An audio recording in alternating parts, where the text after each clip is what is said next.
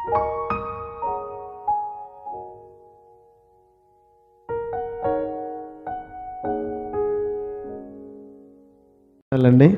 వందనాలు. దేవుని వాక్యాన్ని విందాం.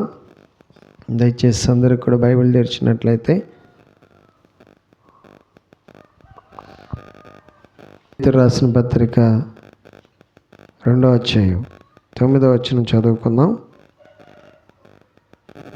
పేతురు రాసిన మొదటి పత్రిక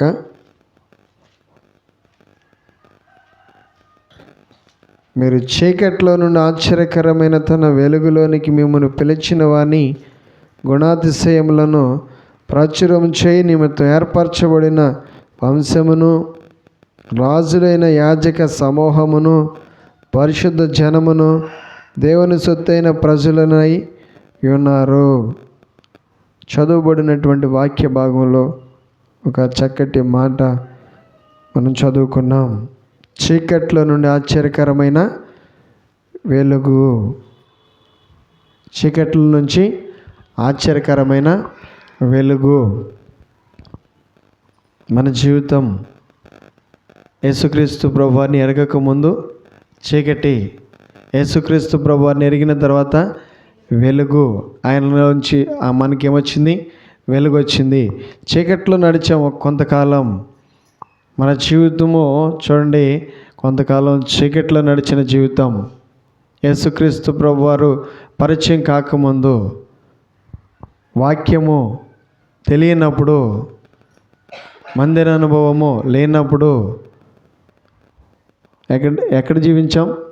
చీకట్లో జీవించాం. చీకటి కార్యాలు, చీకటి జీవితం జీవించినటువంటి మన దగ్గరికి దేవుడు ఏం పంపించాడు?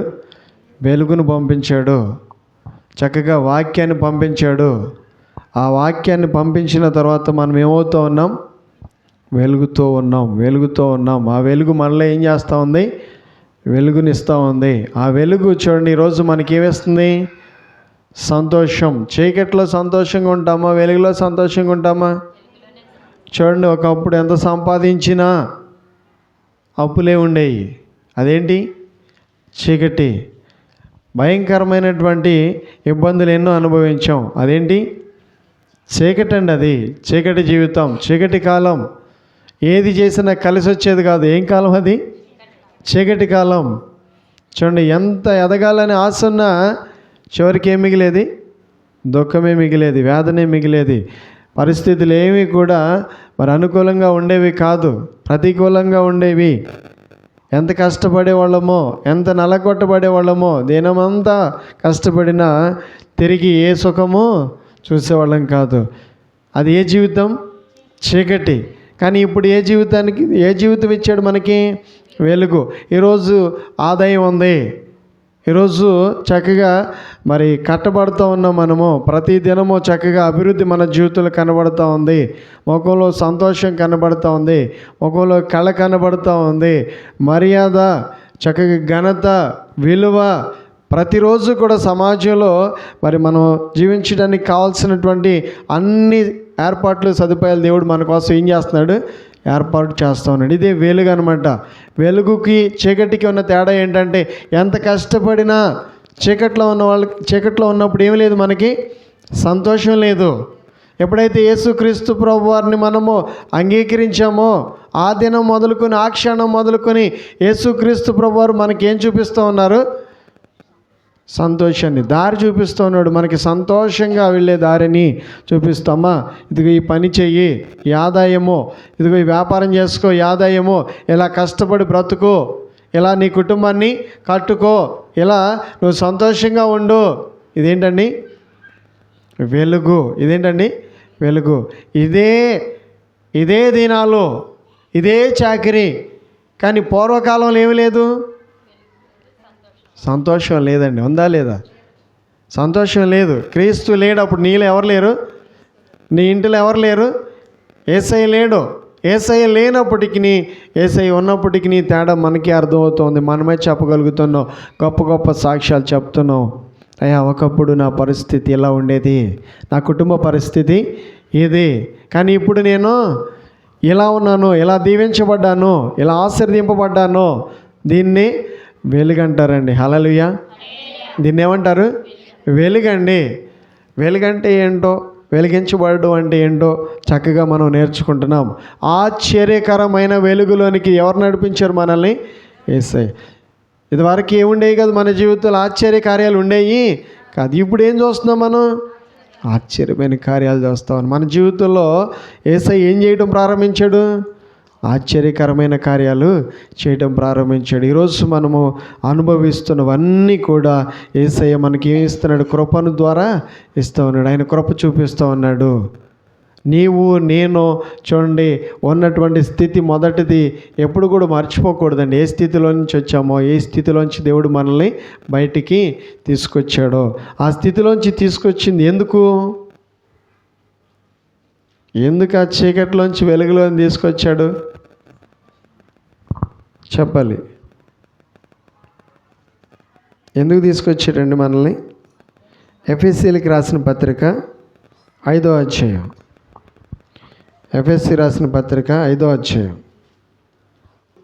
సమస్తములైన మంచితనము, నీతి, సత్యమును వాటిలో కనబడుచున్నవి కనుక ప్రభువుకేది ప్రీతికరమైందో దాన్ని పరీక్షించుచు వెలుగు సంబంధుల వలె నడుచుకొనుడి. నిష్ఫలమైన అంధకార క్రియల్లో పాలువారై ఉండక వాటిని ఖండించుడి. ఏలయనగా అట్టి క్రియలు చేయువారు రహస్యమందు జరిగించు పనులను గురించి మాట్లాడుటైనను అవమానకరమైన ఉన్నది. సమస్తమును ఖండింపబడి వెలుగు చేత ప్రత్యక్షపరచబడును. ప్రత్యక్షపరచబడుచున్నది ఏదో అది వెలుగే కదా. అందుచేత నిద్రించుచున్న మేల్కొని మృతుల్లో నుండి లెమ్ము, క్రీస్తు నీ మీద ప్రకాశించునని ఆయన చెప్పుచున్నాడు. హల్లెలూయా. మనం ఏం చేయాలి? ప్రకాశించాలి. ఒకటేంటి? ప్రకాశించాలి. వెలుగు ఫలాలంటే ఏంటి? మనం చదువుకున్న 3 మాటలు ఉన్నాయి అందులో. వెలుగు ఫలము సమస్త విధములైన మంచితనం, నీతి, సత్యం. ఏముండాలి? నీతి, సత్యాన్ని అనుసరిస్తూ మంచితనంగా మనం ఎలా ఉండాలి? ఇప్పుడు మనకి యేసుక్రీస్తు ప్రభు వారు ఏమిచ్చారు? వెలుగునిచ్చారు. ఏమిచ్చారు? వెలుగునిచ్చారు. ఇప్పుడు ఎక్కడున్నాం మనం? వెలుగులో ఉన్నాం. ఈ వెలుగులోని తీసుకొచ్చినటువంటి దేవుడు వెలిగించిన వాళ్ళు ఎలా ఉండాలో చెప్తున్నాడు. మంచి వాళ్ళుగా ఉండాలి. వెలుగు ఫలం అన్నమాట అది. వెలుగు ఫలము చూడండి 3 చక్కటి మాటల్లో దేవుడు మనతో చెప్తూ, ఇక మీదట తరువాత మనం జీవించబోయే జీవితంలో యేసుక్రీస్తు ప్రభువారి ఎదుట మనం కనిపించాల్సినటువంటి లక్షణాలు ఇవి. నీతిగాను, ఎలాగ? మంచితనంగాను, సత్యము. చూడండి, అబద్ధాలు ఆడకూడదు. ఇంకే విధంగాను కూడా లోభి మనలో ఉండకూడదు. ఏ విధమైన మోసాలు చేయకూడదు. అది చీకటి. ఒకప్పుడు ఏం చేసామో చూడండి, మన మనసు చెప్తానే ఉంటుంది. జ్ఞాపకం తెచ్చుకుంటాం కనుక మనం మొదలు పెడితే మన పాత జీవితం అంతా మనకి గుర్తుకి వస్తుంది. అయితే ఇప్పుడు దేవుడు చెప్తున్నాడు, ఖండించేయండి. దాన్ని ఏం చేయాలి? ఖండించేయాలి. దాన్ని ఖండించేసి దాన్ని విడిచిపెట్టేసి ఇప్పుడు నూతనమైన జీవితాన్ని గురించి, నూతనమైన అనుభవాలు దేవుడు మనతో చెప్తూ ఉన్నాడు. ఈ రీతిగా చక్కగా వెలిగించబడి పచ్చగా ఉంటూ ఫలిస్తూ నానాటికి ఎదుగుతూ దినదినం అభివృద్ధి చెందుతున్నటువంటి మన జీవితంలో ఆయన ఎదుట మనం ఎలా కనిపించాలంట? మంచి వాళ్ళంగా కనిపించాలి. దేవుని పిల్లల్లో ఏం కనిపించాలి? మంచితనం. మాట ఎలా ఉండాలి?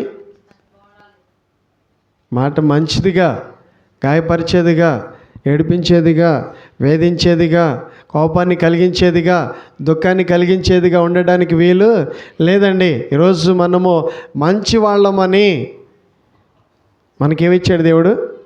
వెలుగునిచ్చాడు. మనం ఎవరము? మంచివాళ్ళు. యేసయ్య మనకేమిచ్చాడు? ఆయన మంచిని మనకి ఇచ్చేసాడు. ఒకప్పుడు మనలో ఏముండేది కాదు? మంచి ఉండేది కాదు. మంచిని గురించినటువంటి ఆ అనుభవం మనకు లేదు. ఆ అనుభవం లేని మనకు ఆయన మంచితనాన్ని అంతటిని కూడా ఎవరికి ఇచ్చేసాడు? మనకి ఇచ్చేసి మన దగ్గర ఉన్నటువంటి ఆ పాపం అంతటిని కూడా ఆయన తీసుకుని, ఆ పాపము వచ్చే శిక్షను ఎవరు భరించారు? యేసయ్య సిలువ ఎందుకు వేయబడ్డాడో తెలుసా? మన పాపాలకు వచ్చే శిక్ష ఆయన భరించాడు. ఇప్పుడు ఆయన మంచి అంతటిని కూడా మనకి ఇచ్చాడు. ఆ మంచిని తీసుకున్నటువంటి మనము అది కాపాడుకోవటం నేర్చుకోవాలి. కాపాడుకోవటం మంచిది. అలా కాపాడుకున్న వాళ్ళు ఏమవుతామో తెలుసా? ప్రకాశిస్తారంట. హల్లెలూయా. ఏమవుతారంట? ఎవరు ప్రకాశిస్తారు మన మీద? యేసయ్య మన మీద ప్రకాశిస్తాడు. యేసయ్య మన మీద ప్రకాశించాలి. ఆ వెలుగు మన మీద ఉండాలి. ఆ వెలుగు నిలిచి ఉండాలి. మన మీద ఏమవ్వాలి? ఆదివారం ఒక రోజు నిలిచి ఉందనుకోండి, ఉపయోగం లేదు. మిగిలిన ఆరాధనలో, మీటింగ్స్లోనూ నిలిచి ఉంటే ఉపయోగము లేదు. మిగిలినటువంటి జీవితంలో నువ్వు ఏ జీవితాన్ని అయితే జీవిస్తున్నావో, కూలి పనులు చేస్తున్నావో, వ్యాపారం చేస్తున్నావో, ఉద్యోగం చేస్తున్నావో, చదువుతున్నావో, నీ యొక్క మరి వృత్తి ఏమిటో అక్కడేమవ్వాలి? నువ్వు వెలగాలి.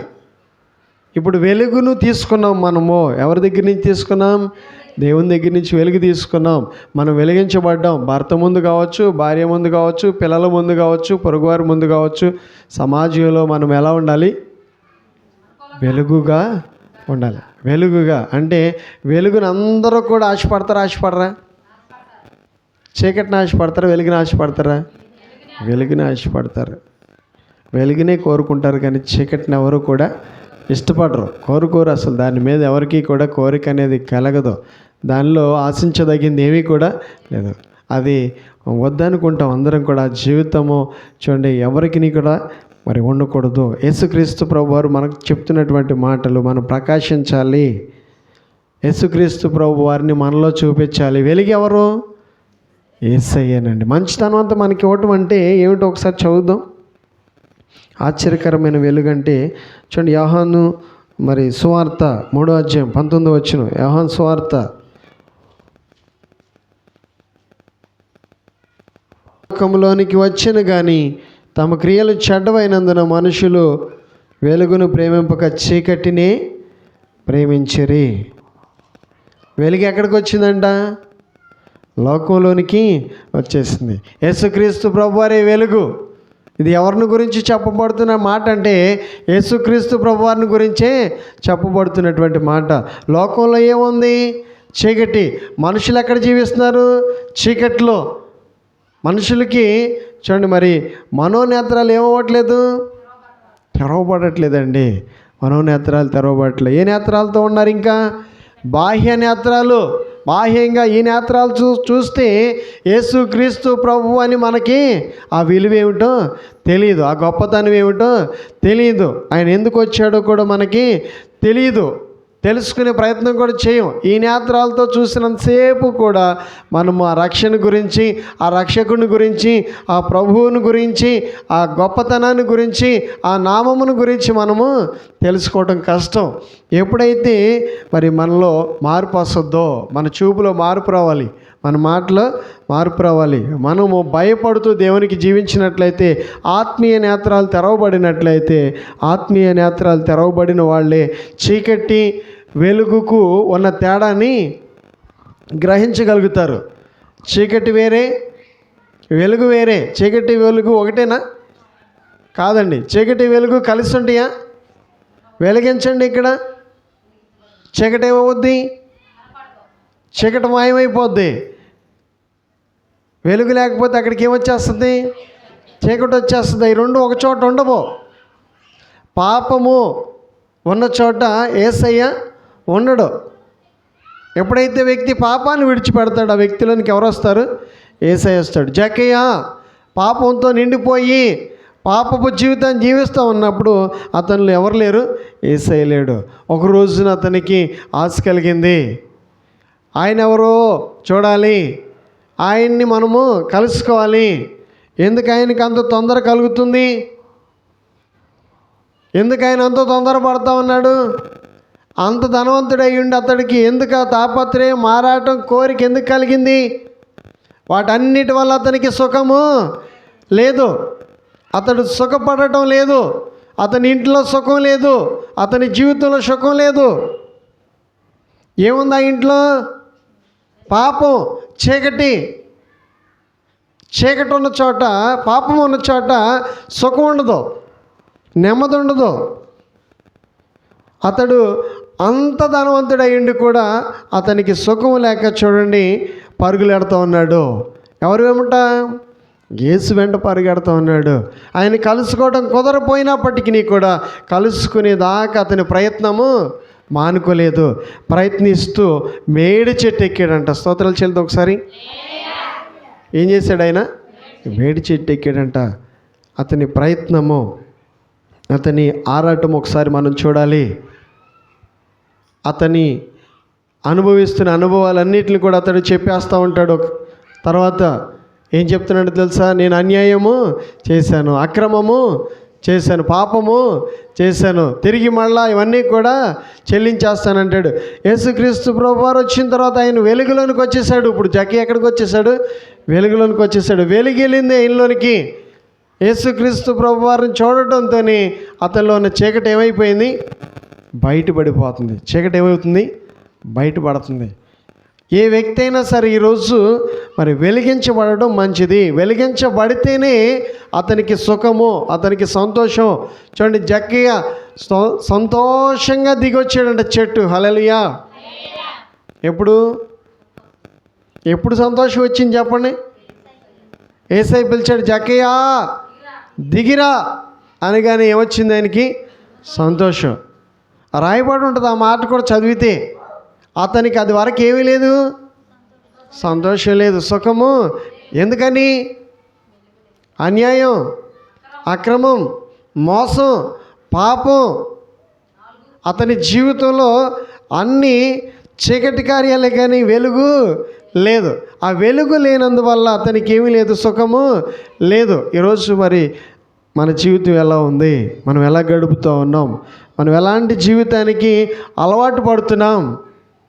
ఈరోజు బ్రతకడానికి చేస్తున్నాం అని చెప్పేసి మరి దేవునికి వ్యతిరేకంగా, వాక్యానికి వ్యతిరేకంగా ఏ జీవితాన్ని జీవించినా దానివల్ల మనకేముండదు, సుఖము ఉండదు. చాలామంది జీవితాల్లో మనం చూస్తాం. చాలామంది జీవితాల్లో జరిగినటువంటి సంఘటనలు చాలాసార్లు వాక్యంలో విన్నాం. ఆకాను అనేటువంటి వ్యక్తిని గురించి మీరు వినేమంటారు. ఏం చేశాడు ఆయన? ఎరికో పట్టణంలోంచి కాస్త బంగారాన్ని తెచ్చి ఇంటి లోపల ఏం చేశాడంట? దాచుకున్నాడంట. ఎవరికి తెలియదు. ఆయన అనుకుంటున్నాడు ఏమని? ఎవరికి తెలియదు. రహస్యంగా చేసేసాను, రహస్యంగా నేను చేస్తున్నాను అనుకుంటున్నాడు. ఎవరికి కూడా తెలియకుండా చేశాను అనుకుంటున్నాడు. కానీ అది ఏమైంది? బయటపడిపోయింది. ఎలా బయటపడింది? ఇశ్రాయేల్ ప్రజలందరూ కూడా యుద్ధానికి వెళ్ళాల్సి వచ్చింది. ఆ యుద్ధంలో ఇశ్రాయేల్ ప్రజలకి ఏమి ఎదురైంది? ఓటమి ఎదురైంది. ఆ పరిస్థితులు యెహోషువ దేవుణ్ణి అడుగుతున్నాడు, దేవా ఏంటి, ఎందుకు ఓడిపోతున్నాం మేము? ఎందుకు మాకు ఓటమి ఎదురైంది? నువ్వు వెళ్ళమన్నావు, మేము వెళ్ళాం, నీ మాట తీసుకుని, నీ సెలవు తీసుకుని వెళ్ళాం అంటే మధ్యలో ఆయనకి తెలియకుండానే, ఎవరికి తెలియకుండా? సేవకుడికి తెలియకుండానే ఏం చేస్తూ ఉన్నారు?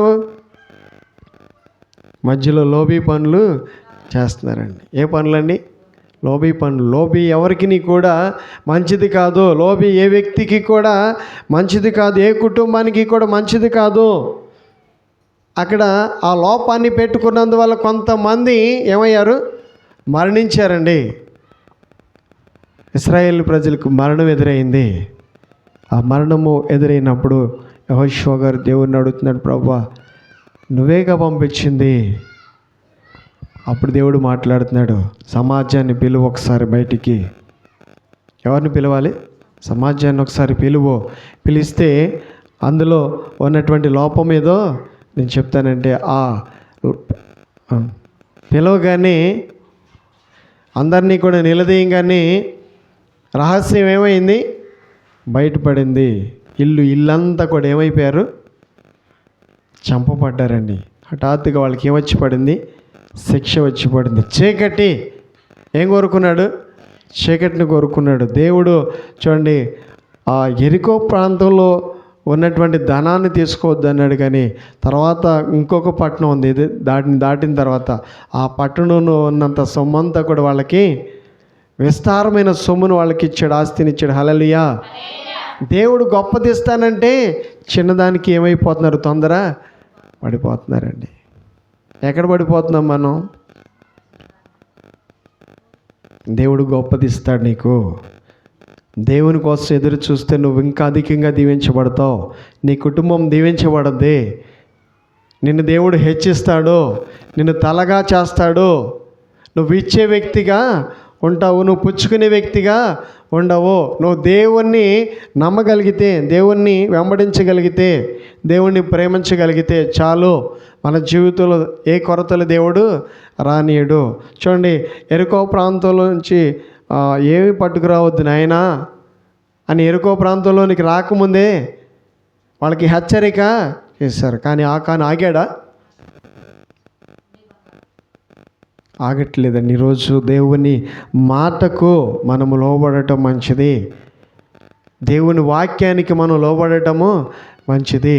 దేవుడు ముందస్తు జాగ్రత్తగా భవిష్యత్తుని గురించి, కాలాన్ని గురించి, జీవితాన్ని గురించి ఆయన చేసిన ఆలోచనలు వేరుగా ఉన్నాయి.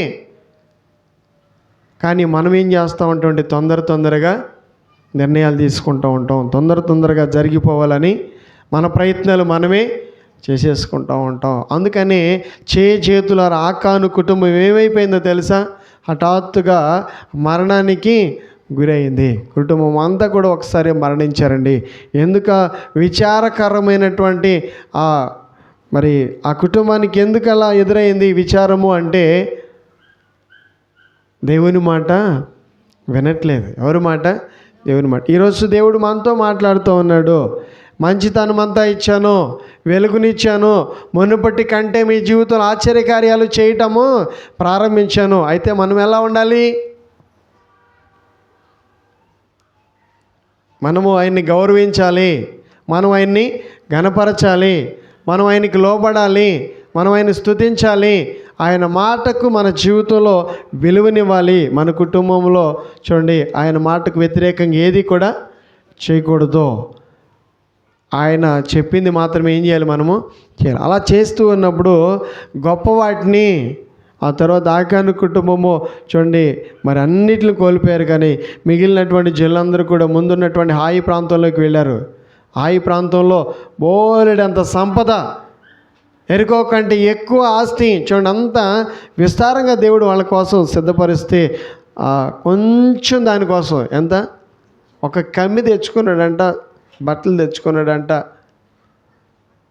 వీటి మూలంగా ఏం తెచ్చుకున్నాడు? మరణాన్ని తెచ్చుకున్నాడు. వీటి మూలంగా ఏమొచ్చింది ఆ ఇంట్లోకి? ఎరికో మరణము, ఆకాను మరణం తెచ్చుకున్నాడండి. శపితమైన వాటిని మనం ఎప్పుడు కూడా ఏం చేయకూడదు? తెచ్చుకోకూడదు. శపించబడిన జీవితాన్ని జీవించకూడదు. శపించబడిన వాటి వైపు మనము ఆలోచనలు చేయకూడదు. ఏదైతే దేవుడు వద్దంటున్నాడో, ఏదైతే మాట్లాడొద్దు అంటున్నాడో, ఏదైతే మంచిది కాదని చెప్తున్నాడో, ఏ అలవాటైతే మంచిది కాదని చెప్తున్నాడో అది మన మంచి కోసమే, మన మేలు కోసమే. చూడండి, మనం ఎటువంటి ఆపదల పాలు కాకుండా, ఎటువంటి శ్రమలకు మరి గురి కాకుండా, ఎటువంటి మరణానికి అప్పగించకుండా ఉండటం కోసమే దేవుడు ముందస్తు జాగ్రత్తగా ఏం చెప్తాడు మనకి? మంచి విషయాలను మన ముందుంచి, అమ్మా నువ్వు తీసుకుంటున్న నిర్ణయాలు ఎలా ఉన్నాయి, నువ్వు చేస్తున్న కార్యాలు ఎలా ఉన్నాయి, నీ జీవితాన్ని నువ్వు ఎలా జీవించాలనుకుంటున్నావో దేవుడు అడుగుతూ ఉన్నాడు. ఈరోజు మంచితనాన్ని ఇచ్చినప్పుడు మనం మంచితనాన్ని ఏం చేసుకోవాలి? ఇతరులతో ఎలా ఉండాలి? మనం మంచిగా, భర్తతో ఎలా ఉండాలి? మంచిగా, భార్యతో ఎలా ఉండాలి? మంచిగా, బిడ్డలతో ఎలా ఉండాలి? మంచిగా, కుటుంబీకులతో ఎలా ఉండాలి? మంచిగా, సంఘంతో ఎలా ఉండాలి? సమాజంతో ఎలా ఉండాలి? అందరూ సమానమే. అందరినీ కూడా మనం ఏం చేయాలి? ప్రేమించాలి. యేసుక్రీస్తు ప్రభు వారు అందరినీ ప్రేమించారు, మనం కూడా అందరినీ ప్రేమించాలి. అందరి కోసం మనం ఏం చేయాలి? ప్రార్థన చేయాలి. ఒకవేళ నీకు ఏదైనా ఎవరి నుంచైనా ఒత్తిడి, ఇబ్బంది ఎదుర్కోవాల్సి వస్తే ఏం చేయాలి? యేసుక్రీస్తు ప్రభు వారు శిలువలో ఏమని ప్రార్థన చేశారండి మన కోసం? మొదటి మాట ఏమని ప్రార్థన చేశారు? తండ్రి, వీరేమి చేస్తున్నారు, వీరు ఎరగరు కనుక వీరిని క్షమించు. అంతకంటే ఎక్కువ శ్రమలు మనకి ఎప్పుడైనా వచ్చినాయా? మనం ఎప్పుడైనా అంతకంటే ఎక్కువ శ్రమలు మనం చూసామా? ఎందుకు ఈ మాటలు చెప్తున్నాం అంటే, యేసుక్రీస్తు ప్రభు వారు చెప్పినటువంటి మాటలన్నీ కూడా చాలా మరి అద్భుతమైనటువంటి మాటలు మనతో చెప్తూ గొప్ప మరి మాటలు మనతో చెప్తూ ఆయన మన జీవితాన్ని గురించి ఈ క్రిస్మస్ దినాల్లో మనం ఉన్నాం. క్రిస్మస్ అంటే ఏంటి? వెలగాలి. క్రిస్మస్ అంటే ఏంటండి? వెలగాలి. విరోధులు ఉండకూడదు, శత్రువులు ఉండకూడదు, జగడాలు ఉండకూడదు, పంతాలు ఉండకూడదు. స్టార్ కాదు వెలగాల్సింది, లైట్లు కాదండి, ఆ లైట్లు కాదు వెలగాల్సింది. ఇప్పుడు దాకా ఆగిపోయినాయా? ఓకే, ఆ లైట్ ఆగిపోయింది చూసారా? ఈ లైట్ ఆగుద్దా? ఇది ఆగదు. ఈ లైట్ వెలిగితే దేవుడు చెప్తున్నాడు, ఆయన వెలిగితే చెప్తున్నాడు, వెలగాలనుకుంటే చెప్తున్నాడు, వెలగాలని ఆలోచనలు ఉంటే చెప్తున్నాడు, భవిష్యత్తుని గురించే చెప్తా ఉన్నాడు. వెలిగితే మనము చూడండి అనేకులకు ఏమి ఇవ్వగలుగుతాం? వెలుగుని ఇవ్వగలుగుతాం. నువ్వు ఇవ్వగలగాలనుకుంటున్నావా? ఇంకా తీసుకోవాలనుకుంటున్నావా? నేను ఇచ్చే వ్యక్తిగా ఉండాలనుకున్న వాళ్ళు ఒకసారి చేయొద్దండి. నేను ఇవ్వాలి, అనేకులకి ఏమి ఇవ్వాలి? వెలుగునివ్వాలి. హల్లెలూయా. చూడండి, ఇంకెప్పుడు తెచ్చుకోవడానికి కాదు, మనము తెచ్చుకోవటమే పని కాదు. ఒకసారి తెచ్చుకుంటే సరిపోద్ది. ఆయన దగ్గర నుంచి తెచ్చుకున్నాం, వెలిగించేసాడు. ఆయన మనల్ని ఏం చేశాడు? వెలిగించాడు. దీపాలను ఏం చేయొద్దు, ఇప్పుడు ఆరిపేయకూడదు. దీపం వెలగనియండి. దీపం వెలుగుతూ ఉంటే, మీరు పాటలు పాడుతూ ఉంటే, మీరు ప్రార్థన చేస్తూ ఉంటే, మీరు స్తుతిస్తూ ఉంటే, ఆ దీపం ఏమవుతూ ఉంటుంది? వెలుగుతూ ఉంటుంది. మీరు బూతులు మాట్లాడుతూ ఉంటే, అనవసరమైన మాట్లాడుతూ ఉంటే, చెడ్డవాటిని చేస్తూ ఉంటే, అనవసరమైన వాటి జోలికి వెళ్తూ ఉంటే దీపం ఏమైపోద్ది? ఆరిపోద్ది. దీపం ఆరిపోవటమే అక్కడ ఏమవుద్ది? చీకటి మొదలవుతుంది. చీకటి మొదలవటం ఏముండదు? వెలుగు ఉండదు. ఇక వెలుగు లేకపోతే నీ జీవితంలో సుఖము ఉండదు. వెంటనే గమనించాలి, అరే కరెంటు పోయింది, కొవ్వొత్తి ఎత్తురా అంటారా? అనరా? ఏమంటారు? కరెంటు పోయింది, కొవ్వొత్తి ఎత్తుకురారా. మధ్యలో ఇప్పుడు వంట అయిపోయింది, ఏం వేసానో కనపట్లా అంటాం కదండి అప్పుడప్పుడు. అలాగే మన జీవితంలో మనకు అర్థం అవుతూ ఉండాలి. కష్టాలు వస్తున్నాయి అనుకోండి, వెలుగు లేదేమో, వెలుగు తగ్గిందేమో, వెలగాల్సినంతగా వెలగట్లేదేమో అని చెప్పేసి మనల్ని అప్పుడు మనం ఏం చేయాలి? మళ్ళీ దానికి పవరు పెట్టాలి. ఎలా పవర్ పెట్టాలి? ప్రార్థన. ప్రభువా నన్ను క్షమించు, యేసయ్య నన్ను క్షమించు, ఇదిగో నేను ఇలా తొందరపడుతున్నాను, ఇలా వెళ్ళిపోతున్నాను నీకు దూరంగా, ఇలాంటి ఆశలు నాలో మొదలైనవి, ఈ ఆశలు నన్ను ఏం చేస్తుంది? నీకు దూరంగా తీసుకెళ్ళిపోతున్నాయి. అప్పటికప్పుడు మనం నిర్ణయాలు మార్చుకుంటే మంచిది. అప్పటికప్పుడు ఆలోచన చేస్తే మంచిది. అప్పటికప్పుడు పరీక్షలు చేసుకుంటే మనకి మంచిదండి. అలా పరీక్ష చేసుకున్న వాళ్ళ వెలుగు ఎప్పుడు కూడా ఏముంటుంది? నిలిచి ఉంటుంది. వెలుగేమో వాళ్ళు మనలో నిలిచి ఉండాలి. వెలుగు వెళ్ళిపోయింది అనుకోండి, మన జీవితంలో మళ్ళీ చీకటి వచ్చేస్తుంది. పూర్వం మనల్ని ఏమని పిలుస్తున్నాడు దేవుడు? చీకటి. పూర్వం మనం చీకటి, ఇప్పుడు వెలుగు. చెప్పండి. పూర్వం మనం చీకటి, ఇప్పుడు మనం వెలుగు. ఈ వెలుగులోనికి వచ్చేసాం. దేవుడు మనల్ని ఏం చేశాడు? వెలిగించేశాడు. ఇప్పుడు వెలిగించిన తర్వాత మనం ఏం చేయాలి? ఇప్పుడు ఆ ట్యూబ్ లైట్ అందరికీ ఇస్తుందా, లేకపోతే అక్కడ ఉన్న వాళ్ళకి ఇద్దరికి ఇస్తుందా? అమ్మ ట్యూబ్ లైట్ ఎవరన్నా కొన్నారా? వెలుగు ఫలం అంటే ఏంటి? మంచితనం. ఏంటండి? మంచితనం, నీతి, సత్యాన్ని అనుసరించాలి. ఈ మూడు కలిగి మనం చక్కగా జీవించినట్లయితే మనం వెలుగు సంబంధులం అవుతాము. ఇప్పుడు యేసుక్రీస్తు ప్రభువారు మనలందరినీ కూడా చెప్పి మేల్కొలిపి మరి ఈరోజు మనకందరికీ కూడా మరి గొప్ప వార్తను తెలియజేస్తా అని చెప్తున్న మాట ఇదే: మీరు వెలగాలి, మీ ప్రాంతంలో మీరు వెలగాలి, మీ ఇంట్లో మీరు వెలగాలి. ఒకవేళ అల్లరి చేస్తున్నారనుకోండి, గొడవలు చేస్తున్నారనుకోండి, మిమ్మల్ని మీరే అప్పుడు అర్థం చేసుకోవచ్చు. ఓహో ఏమి లేదు నాలో, ఏమి లేదు, మంచితనం లేకపోతే అక్కడ ఏముండదు? వెలుగు ఉండదు. వెలగాలి అంటే ఏముండాలి? మంచితనం ఉండాలి. ఇదివరకటిలాగా ఉండడానికి వీలు లేదు, పూర్వం ఉన్నట్టుగా ఉండడానికి వీలు లేదు. ఈరోజు మరి దేవుడు మనకి గొప్ప సందేశాన్ని అందిస్తూ మంచి జీవితాన్ని జీవించమని చక్కగా మరి వాక్యానుసారంగా జీవించమని దేవుని సన్నిధిలోనికి మనము మత్తయి సువార్త 5వ అధ్యాయము ఒకసారి ఈ మాట కూడా చదువుకుని మనం ప్రార్థన చేసుకుందాం. మత్తయి సువార్త 5వ అధ్యాయం 16వ వచనాన్ని కూడా చదువుదాం. మీ సత్క్రియలను చూసి పరలోకమందున మీ తండ్రిని మహిమపరచునట్లు వారి ఎదుట మీ వెలుగును ప్రకాశింపనీయుడి. చెప్పండి అందరూ ఒకసారి. మీ వెలుగు ప్రకాశింపనీయుడి. మీ వెలుగు ప్రకాశింపనీయుడి. ఏం చేయమంటున్నాడు ఆయన? మీరు వెలగండి, మీలో వెలుగు కనబడాలి, మనం వెలగాలి. మునుపటికి లాగా ఉండడానికి వీలు లేదు. ఈరోజు నూతనమైనటువంటి సందేశాన్ని వింటున్నాం. నూతనమైన వర్తమానాన్ని దేవుడు మనకు అందిస్తూ ఎవరి ఎదుట? మనుషుల ఎదుట. ఎవరి ఎదుట? ఇక్కడ కూడా ఏమైనా ఉంది? సత్క్రియలను. ఏ క్రియలు? ఏ క్రియలండి? సత్క్రియలా? సత్క్రియలు అంటే మంచి పనులే. మళ్ళీ కూడా ఆయన చెప్పేది ఏంటి? మంచి పనులే. మనుషులు ఏ పనులు చేయాలి? ఎవరిని చెడగొట్టకూడదండి. ఒక ఇద్దరు భార్యాభర్తలు ఉన్నారనుకోండి, వాళ్ళిద్దరి మధ్యలోకి వెళ్ళి ఏం పెట్టకూడదు? వాళ్ళిద్దరు బాగా కష్టపడుకుంటారు, పాపం వాళ్ళకి కష్టపడటమే తప్ప రెండో వ్యవహారం తెలియదు. ఆమె గురించి ఆయనకి కానీ, ఆయన గురించి ఆమెకు కానీ, ఒరే మీ ఆవిడ గురించి తెలుసా, మీ ఆయన గురించి తెలుసా అంటే ఏమైపోతారండి? కొండేలు పెట్టడం అంటారు. దీన్ని ఏమంటారు? కొండేలు పెట్టడం అనమాట. పోనీ ఇంకా అనేక సార్లు అనేక భార్యాభర్తల గురించేనా? మీ అత్త గురించి తెలుసా? మీ మామ గురించి తెలుసా?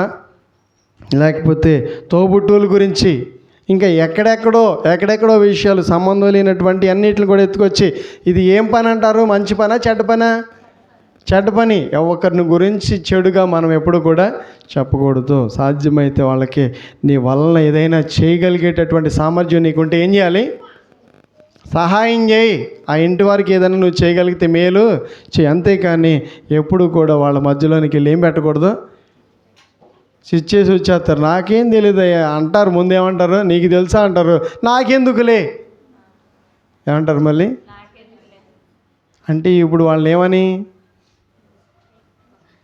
కొట్టుకుని సావమనే ఇలా ఎప్పుడు కూడా దాన్ని ఏమంటారు? చెడ్డ పని. సాధ్యమైతే మంచి మాటలు చెప్పు. సాధ్యమైతే నువ్వేమైనా చేయగలిగితే మంచి పనులు చెయ్యి. సమాజంలో చక్కగా మరి ఒక మంచి పేరు కలిగిన జీవితాన్ని మనం జీవించాలి. యేసుక్రీస్తు ప్రభువారు అదే చెప్తున్నారు. మీరు ప్రకాశించండి. ఎవరి ఎదుట? మనుషుల ఎదుట వెలగాలి. వెలగాల్సింది మనమా లైట్లా? మనం వెలగాలి. ముందు మనం వెలిగితే అక్కడ వెలుగుంటే చూడండి, అక్కడ చీకటి వెళ్ళిపోతే అప్పుడు అంతా కూడా అక్కడ ఏముంటుంది? ఆశీర్వాదం ఉంటుంది. హల్లెలూయా. జక్కీ ఇంట్లోంచి ఏం వెళ్ళిపోయింది? చీకటి వెళ్ళిపోయింది. చీకటి ఎలా వెళ్ళిపోయింది? చీకటి ఎలా వెళ్ళిపోయిందంటే ఎలుగు వచ్చాక వెళ్ళొద్దులండి. ఆయన ముందు ఒప్పుకోవటం మొదలు పెడితేనే వెళ్ళొద్దు. మనం ఒప్పుకొని విడిచిపెడితే చీకటి ఏం చేస్తుంది?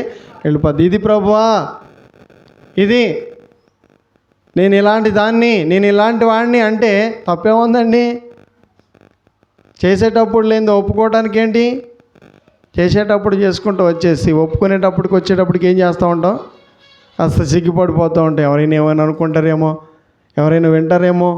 ఏం అవసరంలా. ఈరోజు ఒప్పుకొని విడిచిపెట్టేస్తే ఆయన అన్నాడు, నీకు మంచిది, నీ ఇంటికి మంచిది, నీ ఇంటికి రక్షణ వస్తుంది, నువ్వు ఆశీర్వదింపబడతావు. జక్కీ ఇంటికి ఏమొచ్చింది? రక్షణ వచ్చింది. మన ఇంటికి కూడా ఏం కావాలి? ఈ సంవత్సరం ఏం రావాలి? మన ఇంటికి రక్షణ కావాలి. మన ఇళ్ళంతా కూడా వెలిగించబడాలంటే దాన్ని మనం ఏం చేయాలి? గబగబా కొట్లోకి వెళ్ళి మొత్తం లైట్లన్నీ కొనుక్కొచ్చి మన ఇంటి మీద వేసేస్తే కళకళ ఆడిపోతుంటుంది ఆ వెలుగు. ఆ వెలుగు వేసుకోవద్దు అనట్లేదండి, వేసుకోండి. ఆ వెలుగు కంటే కూడా ఇంకొక వెలుగు అవసరం. అదే వెలుగు మనుషులు వెలగాలి. ఎవరు వెలగాలి? మనుషులు వెలగాలండి. మనుషుల్లో వెలుగు లేకపోతే మరి ఆ ఇంట్లో ఉన్న వెలుగు ఆ ఇంటి వారికి ఏమి ఇవ్వదు? సంతోషాన్ని సరిపోద్దా వెలుగు? ఈ వెలుగు సరిపోదండి. ఈ వెలుగును చూసి మనకు సంతోషం వస్తుందా? రాదండి. మరి ఏ వెలుగు కావాలి? ఆశ్చర్యకరమైన వెలుగు. ఈ సంవత్సరం పంటలు దీవించబడాలంటే, చదువులు దీవించబడాలంటే, మంచి ఆరోగ్యం కావాలంటే, మంచి ఆదాయం కావాలంటే, మంచి ఐశ్వర్యం, మంచి ఘనత కావాలంటే, ఈ మేళ్ళన్నీ జరగాలంటే ముందు మనము వెలగాలి. మనం వెలిగితే దేవుడు ఏం చేస్తాడు? ముందున్న కాలాన్ని మనకు అనుకూలంగా మారుస్తాడు. ఇటు దీవెనలు దేవుడు మనందరికీ దయచేయను గాక.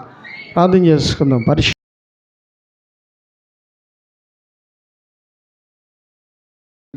యేసయ్య మీకు వందనాలు. మేము వెలగాలి, మాలో వెలుగుండాలి, మేము వెలుగుతూ ఉండాలని వాక్య సందేశాన్ని మీరు మాకు అందించారు.